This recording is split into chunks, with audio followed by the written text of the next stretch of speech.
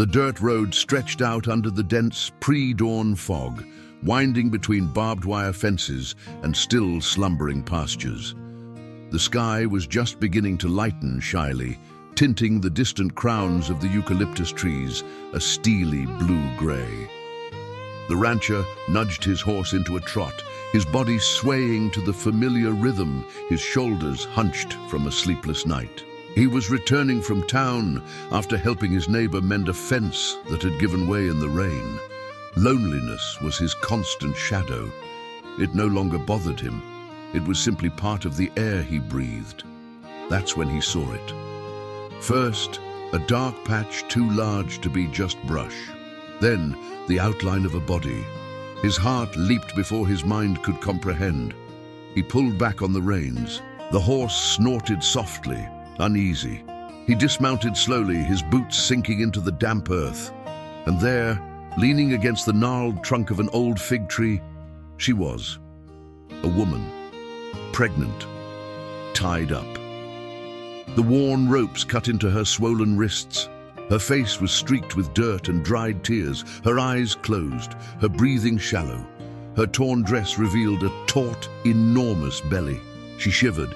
He couldn't tell if it was from cold or fear. He froze for a moment that felt like an eternity. Then, something shifted within him. It wasn't thought, it was instinct. He pulled his pocket knife, sliced through the ropes with hands that trembled without him noticing. The woman moaned softly, her eyes still closed. He lifted her into his arms as if carrying something sacred, too fragile for this world. Her weight was far too light for someone carrying a life. He laid her across the saddle, mounted behind her, holding her close against his chest, and turned the horse back toward the ranch. The fog swallowed the path, but he knew every turn, every stone. The warmth of her body against his was strange, unsettling. It had been years since he'd held another person like this. By the time he reached the house, the sun was beginning to rise. The orange light bathed the wooden porch, the mint planters, the old, still windmill. He carried her inside, climbed the creaking stairs, and laid her on the bed in the guest room, his mother's room, years ago. He covered her with the patchwork quilt. He filled a basin with warm water, dampened a clean cloth, and gently wiped her face. She didn't wake. He sat there in the rocking chair, watching. Her belly rose and fell. Her bruised hands rested on the sheets. Who was she? Why was she tied up? Who would do this? It didn't matter. He had done what needed to be done. Now he would wait. Outside, the rooster crowed. The ranch was waking up. But inside that room, time seemed suspended, as if God had paused the world just to give her a chance to breathe. Subscribe to the channel for heartwarming stories every day. The ranch breathed to the old rhythm of May mornings. Dew clung heavy on the sparse yard grass, and the chill cut sharp, seeping through the poorly sealed window cracks. Tom woke before the sun, as always. He lit the wood stove, put water on to boil, and made coffee in the cloth filter. The bitter aroma rose through the empty house, mingling with the scent of smoke and old wood. He was 43 and had lived alone for nearly 10 years. His wife had died in childbirth, her and the baby, on a windy night when the doctor hadn't arrived in time. Since then, the house held a silence he'd learned to endure. It wasn't peace, it was absence, but it was enough. He drank his coffee, looking out the kitchen window. Chickens scratched near the coop. The old cow mooed, asking to be milked. In the distance, the pastures stretched to the line of eucalyptus trees, separating his land from his neighbors. Everything the same, everything predictable. Except today.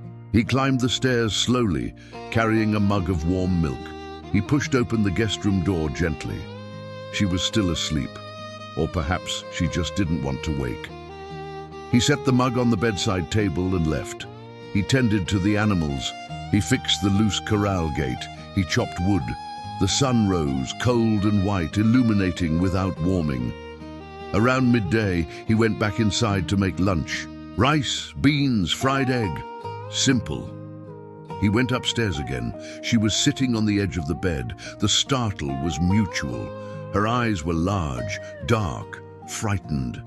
She clutched the quilt to her chest like a shield. He stopped in the doorway, holding the plate. "Brought you some food," he said, his voice hoarse from disuse. She didn't answer. She just looked, searching for something: escape, threat, intention. She found none. He entered slowly, placed the plate on the table and backed away. "You can eat. There's water there too." He turned to leave. "Why?" Her voice was weak, broken. He stopped, didn't turn around. "Because you needed it." Silence. "Who are you?" "Tom, this is my place." "Where am I?" "On my ranch, 3 miles from town." She took a shaky breath. "I need to go." "Not today." "You don't understand. I can't." "Nobody heals by running." The words fell like a stone into a well. She lowered her eyes. He left. He went downstairs, back to his work. But something inside him had changed. There was a presence in the house, a weight, a responsibility. And for the first time in years, his solitude didn't feel sufficient. When night fell, he went up again. The plate was empty. She slept on her side, her hand resting on her belly. He covered her better, put out the lamp, and went downstairs. He sat on the porch, an unlit pipe between his fingers. The full moon illuminated the pastures. The wind carried the scent of wet earth. He thought of his wife. He thought of the baby he'd never known. He thought of the woman upstairs, pregnant, injured, fleeing something he couldn't name. And he thought that maybe God's writing was crooked indeed, but he still wrote. Chapter 1, 687 words. The morning brought a fine mist that fogged the windows. Tom woke early, as always, lit the fire, and made coffee. He prepared oatmeal with milk and brown sugar. He went upstairs. She was awake, sitting on the edge of the bed, her bare feet brushing the cold floor. She looked at him with less fear, but still with suspicion. "Morning," he said, placing the steaming bowl on the small table. She nodded slightly. "Morning." He noticed she was examining the room. The faded calico curtains, the small crucifix on the wall, the rocking chair, the window that looked out onto the orchard. "You can stay as long as you need," he said. I can't pay." "I didn't ask for payment." She frowned.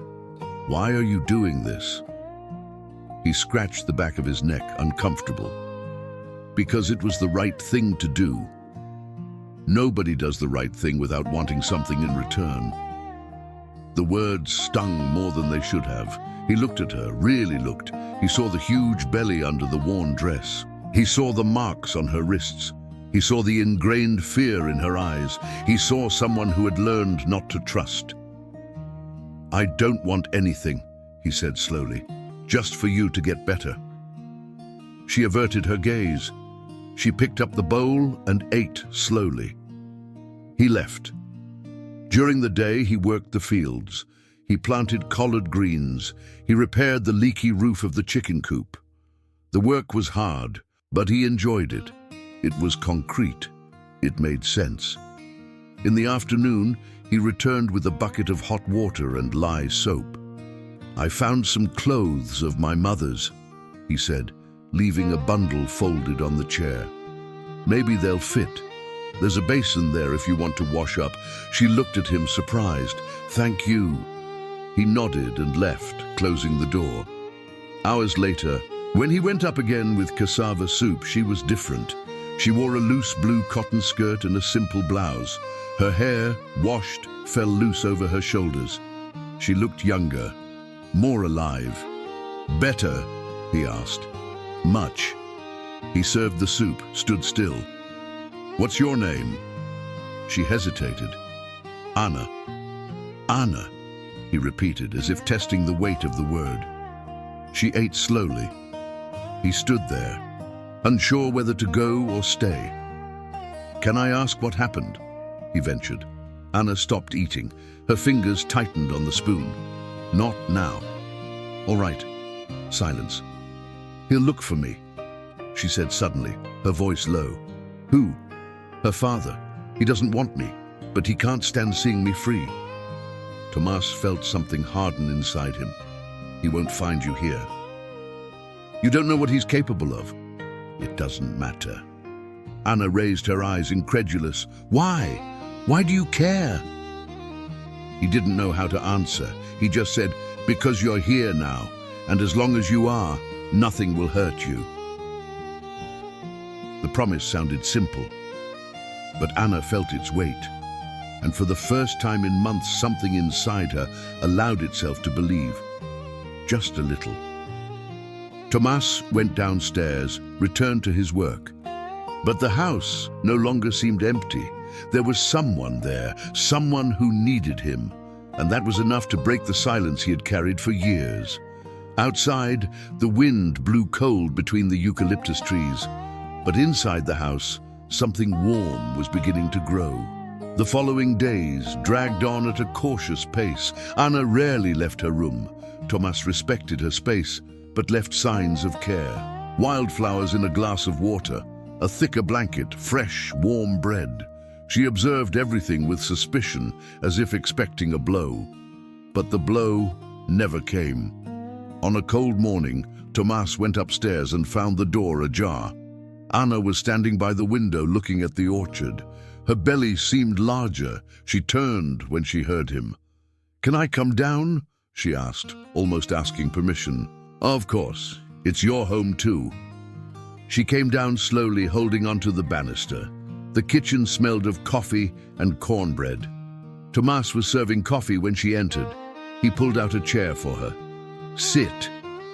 Anna sat down awkwardly. She looked around. The kitchen was simple. A wood-burning stove, a worn wooden table, shelves with glass jars, but it was clean, organized. There was care there. "Do you live alone?" she asked. "For 10 years. And before?" He hesitated. "I was married." "What happened?" "She died in childbirth." Anna turned pale. I'm sorry. It was a long time ago." Heavy silence. Anna looked at her own belly, fear evident on her face. Tomas noticed.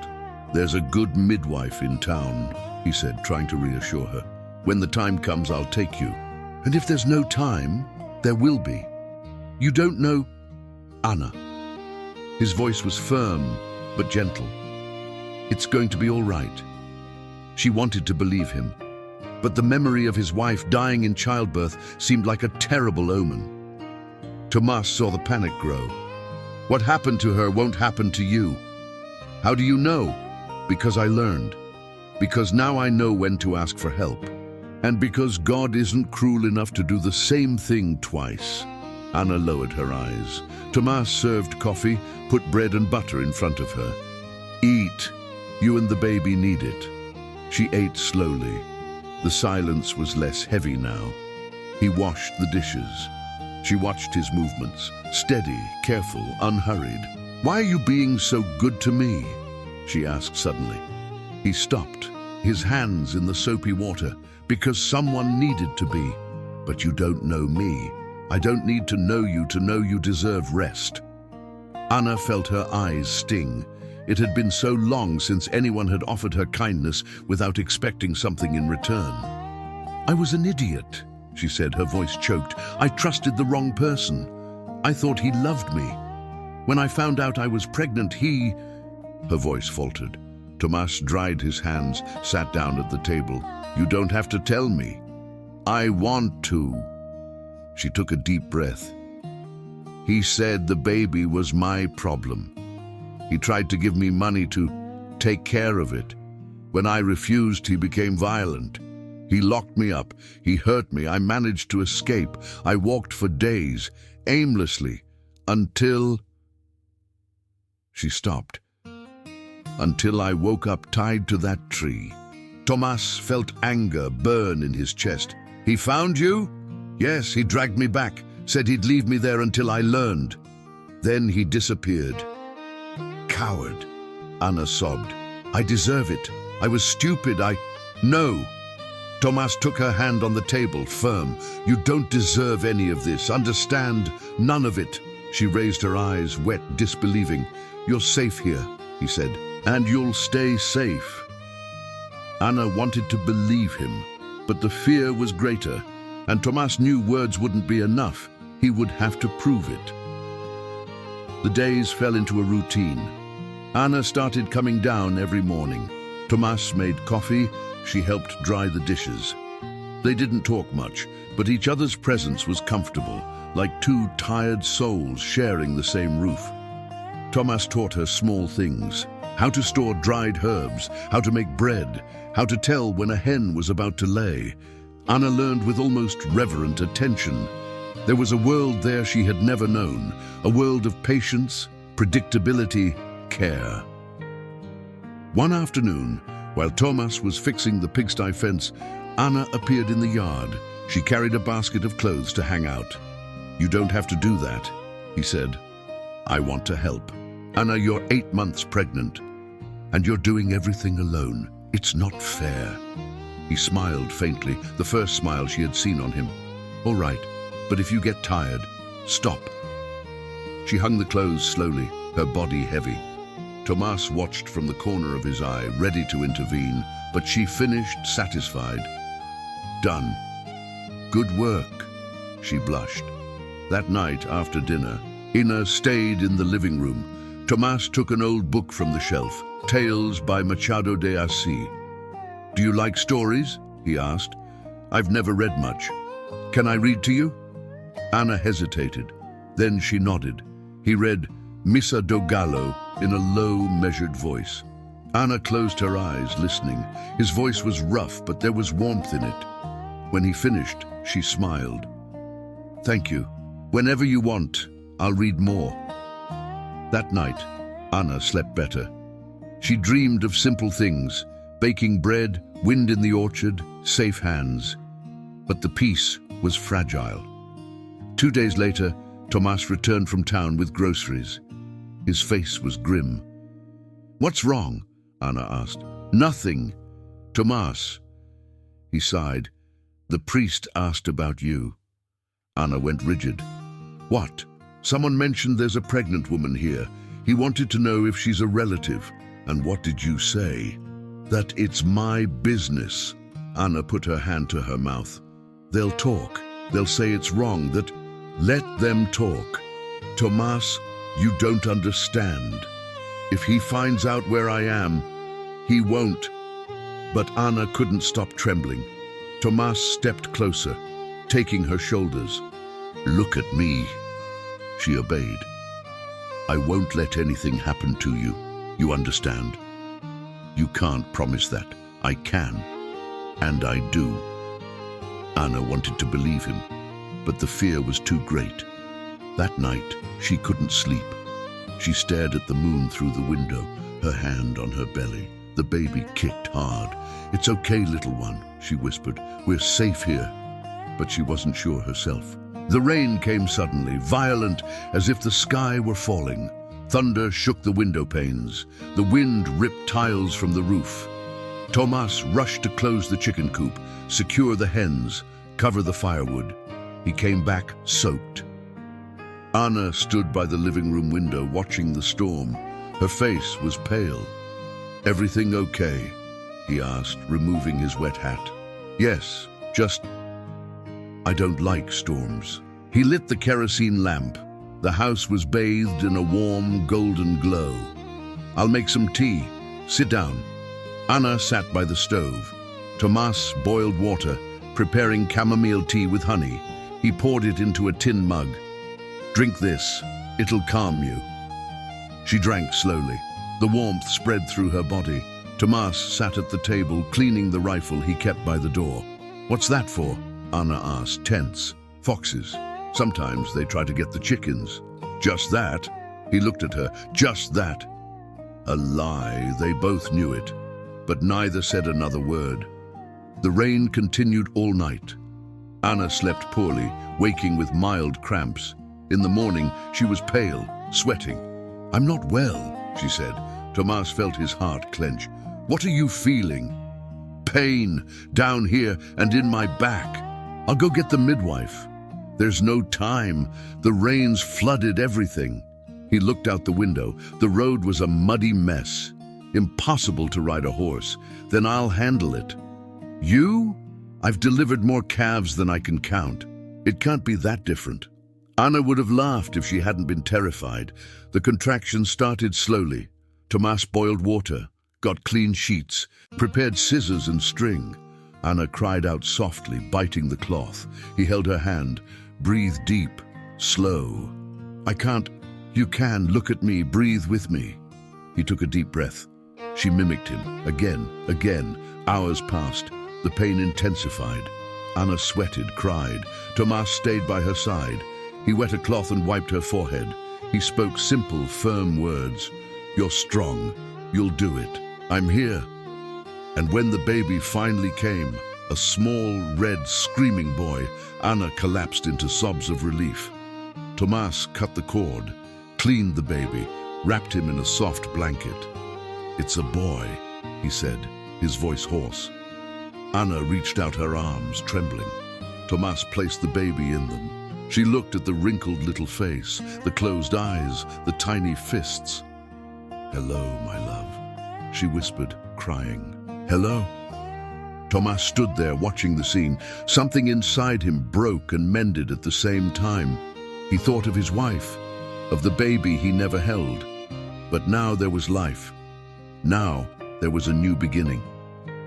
Thank you, Anna said, looking at him, for everything.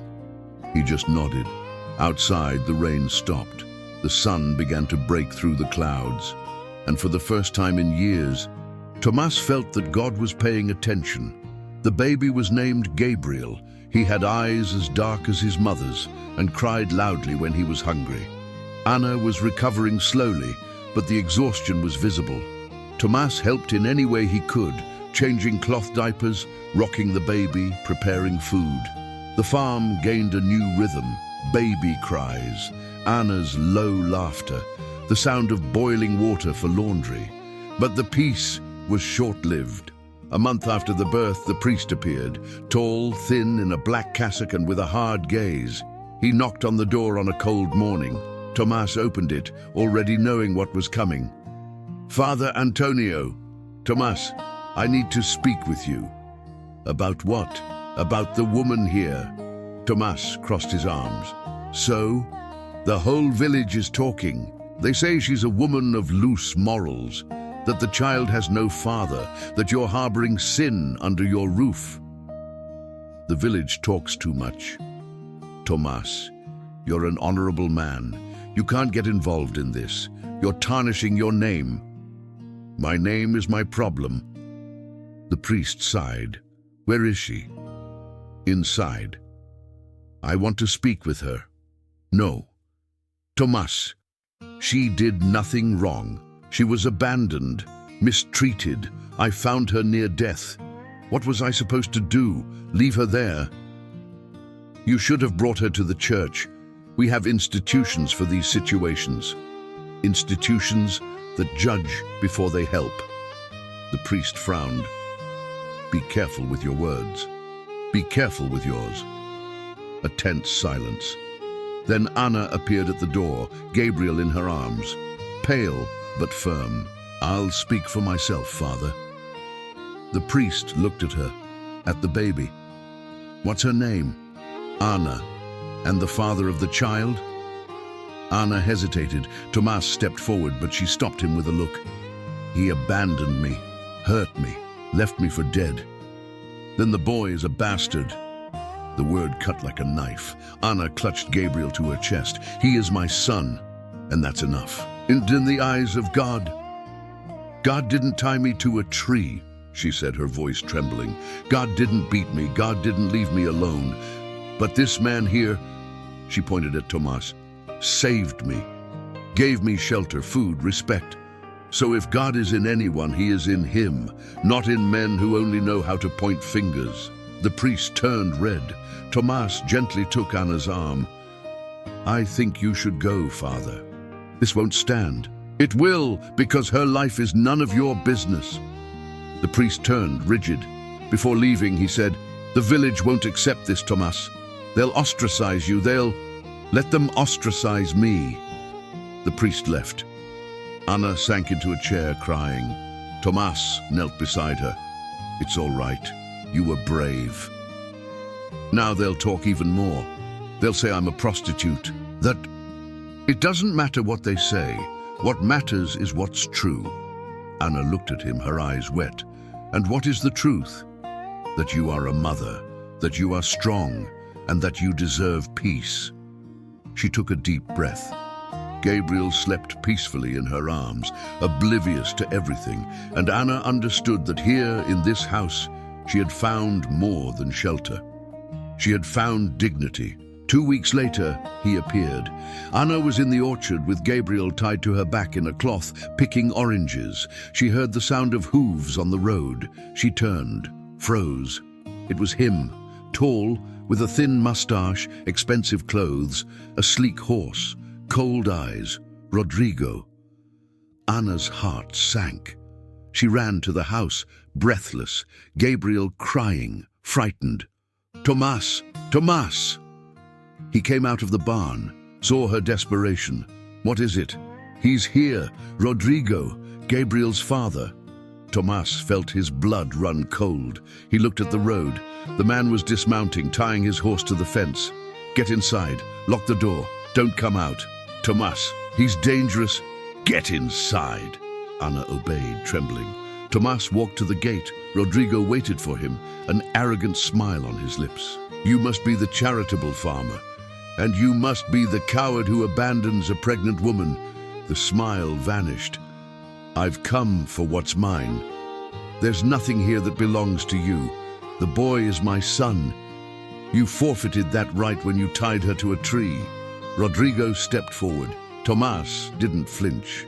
"So she told you. How dramatic. I just wanted to teach her a lesson. She disobeyed, ran away. She needed to learn." "You're sick, and you're an idiot, thinking you can play family with the scraps left by another man." Tomas clenched his fists. He took a deep breath. "Get off my land, now. Or what? You gonna hit me?" Rodrigo laughed. "I'm a lawyer, friend. I have influence. I can destroy you, take the child from her, put her in a home. Not if you're not alive to do it." Rodrigo blinked, surprised. He saw the coldness in Tomas's eyes. He took half a step back. "Are you threatening me?" "I'm promising. If you come back here, if you get close to her or the boy, I'll do what's necessary. Understand?" Rodrigo tried to maintain his composure, but fear was present now. He mounted his horse, looked at the house. "This isn't over," he said. "It is." Rodrigo rode off. Tomas stood there, trembling with contained rage. Only when the man disappeared around the bend in the road did he turn back inside. Anna was sitting on the kitchen floor, Gabriel in her lap, crying. "He'll come back. He'll take me. He'll take Gabriel away from me." Tomas knelt beside her. "He won't. You don't know." "Anna, listen." He held her face, firm. "I won't let him. Understand? I won't. How will you stop him? He has money, power, and I have you, and the boy, and the truth. And if need be, I have the law, too." Anna sobbed. "I don't want you to get hurt because of me. It's too late for that." She looked at him, confused. "What do you mean?" Tomas hesitated. Then he said softly, "That I care too much already. About you. About him. And I won't let that man destroy what we've built here." Anna felt something loosen in her chest, something warm, frightening, inevitable. "Tomas!" He stood up, uncomfortable. "Tomorrow I'll go to town. I'll speak with the judge, see what we can do. And if it doesn't work, it will." She wanted to believe, but the fear was too great. That night, Anna didn't sleep. She watched Gabriel sleep in the makeshift crib, praying softly, and Tomas, in the living room, cleaned the rifle, just in case. Tomas returned from town at dusk, his face tired but determined. Anna waited for him on the porch, Gabriel asleep in her lap. "Well?" she asked anxiously. He sat beside her. took off his hat. "I spoke with the judge and the sheriff. I told them everything. Rodrigo has a bad reputation. He's been accused of assault before, but it never amounted to anything because he has money." Anna closed her eyes. "So there's no way." "There is." She looked at him. "The judge said if you have a legal guardian, someone who assumes responsibility for you and the boy, Rodrigo can't take Gabriel. The law protects mothers under guardianship. But I don't have anyone." Tomas took a deep breath. "You do, if you'll accept." Anna frowned. "Accept what?" "Marrying me." The world stopped. Anna blinked, uncomprehending. "You... what?" "Marry me, on paper, to protect you and Gabriel." The judge said, "If we're married, Rodrigo has no claim on the boy. The child becomes mine too, legally." Anna was speechless. "Tomas, you can't... It's the right thing to do." "No, it's not fair to you. You'd be trapped in a loveless marriage just to protect me." "Who said it's loveless?" Silence. Anna looked at him, her heart pounding. Tomas took her hand, gently. "Anna, I know this isn't the wedding of your dreams. No flowers, no party, no romantic promises, but I swear by God I will take care of you and Gabriel like they're mine, because they already are." Anna started to cry. "You barely know me." "I know enough. I know you're brave, that you love this boy more than your own life, that you deserve peace, and I..." He hesitated. "I was dead inside before you arrived, and now I'm not. So this isn't a sacrifice, Anna, it's a choice." She sobbed, squeezing his hand. "And what if I can't love you back?" "You don't have to. Just stay." Anna looked at Gabriel, at the farm, at Tomas, and she understood that this man was offering more than protection. He was offering a home. "Yes," she whispered, "I accept." Tomas smiled, a small, relieved smile. He kissed her forehead, delicately. "Tomorrow we'll sort out the papers." That night, Anna laid Gabriel in his crib and stared at the ceiling. Married. She was going to be married to a good man who saved her, who cared for her without asking for anything in return. And for the first time, she felt that maybe, just maybe, life could be kind. In the next room, Tomas looked at his dead wife's wedding ring, kept in a small wooden box. He traced it with his finger. "I'm sorry," he whispered, "but I think you'd understand."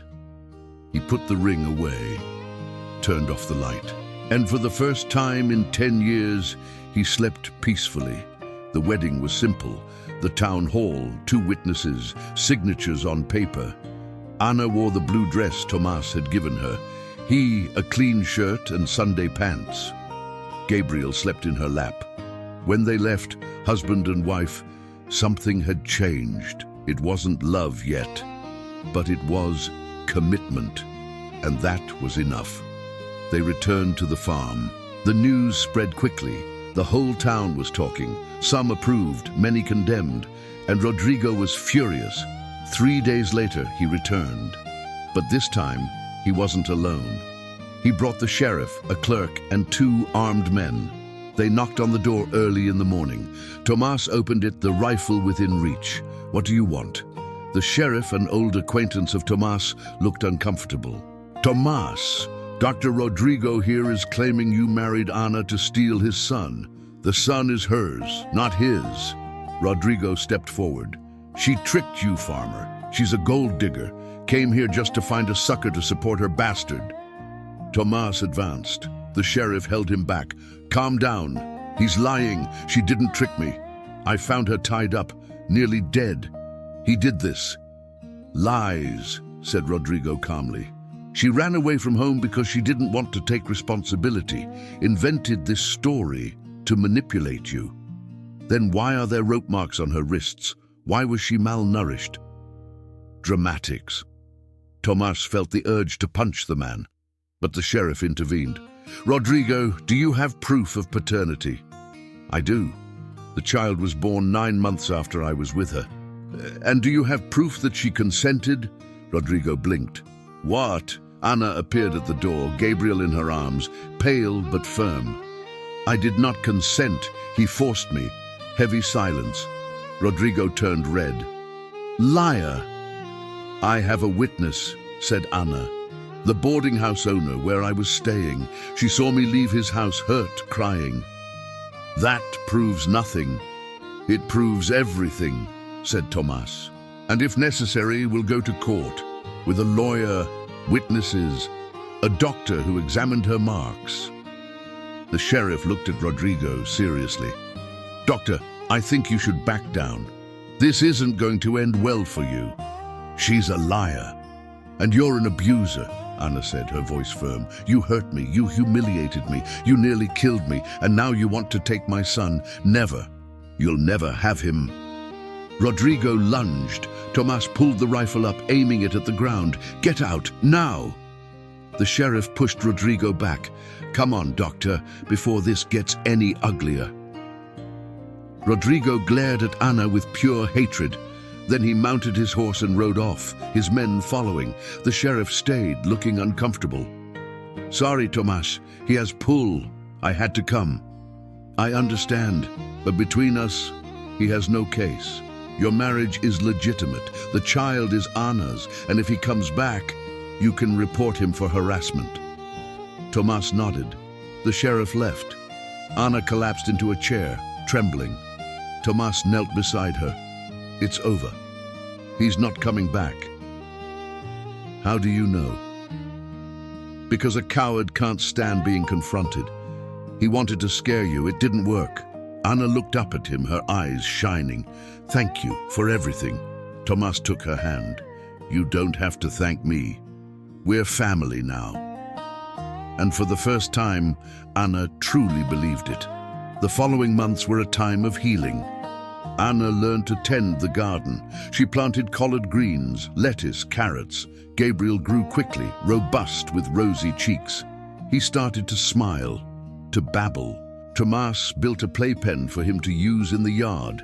Anna sewed little outfits from scraps. At night, the three of them would sit on the porch. Tomas would read aloud. Anna would rock Gabriel. The farm, once silent, now breathed with life. The town, little by little, stopped gossiping. A few women even visited, bringing cloth, milk, advice. Anna made friends. Tomas started going to the farmer's market again. Rodrigo never showed up again. They said he'd moved to the capital. Good. The farther away, the better. One Sunday in September, Tomas was fixing the barn roof. Anna appeared with Gabriel on her hip. Tomas, he climbed down, wiping his hands. What is it? I wanted to say something. He grew serious. You can say it. Anna took a deep breath. I know we married for protection, and I'm grateful, more than I can say, but... She hesitated. I wanted you to know that it's not just gratitude I feel. Tomas froze. Anna, I love you, Tomas, truly, not because you saved me, but because you're good, kind, because you take care of us as if we've always been yours, because you made me believe I deserved to be happy. Her eyes were shining. Tomas felt his chest tighten. I love you too, he said, his voice rough. From the day I found you by that old oak tree, I just didn't know if you felt the same. Anna smiled, tears in her eyes. I do, very much. Tomas pulled her into a hug, gentle, enclosing both her and Gabriel. They stood there, in the middle of the yard, under the warm September sun, and for the first time it felt right, complete home. Gabriel let out a happy little squeal. They both laughed. I think he agrees, Tomas said. Anna kissed her son's cheek. Then, shyly, she kissed Tomas. Lightly but truly. He returned it gently. When they pulled apart, they were smiling. Shall we go inside? She asked. Let's. They went inside together. The house smelled of fresh bread. Gabriel played with a scrap of cloth. Anna made coffee. Tomas put wood on the fire. Outside, the wind blew softly through the eucalyptus trees. The orchard was in bloom. The garden was growing. The farm was breathing. And inside that simple house, with its old wood and wide plank floors, 3 lives found what they needed most: belonging. That night, after putting Gabriel to sleep, Anna and Tomas sat on the porch. He took her hand. She rested her head on his shoulder. "Thank you for finding me," she whispered. "Thank you for staying," he replied. And they sat there in silence, listening to the night, without fear, without hurry, just alive, finally free, finally home. What would you do in their place? Comment and share with someone special. If this story touched you, subscribe to the channel and turn on notifications to receive new stories every day.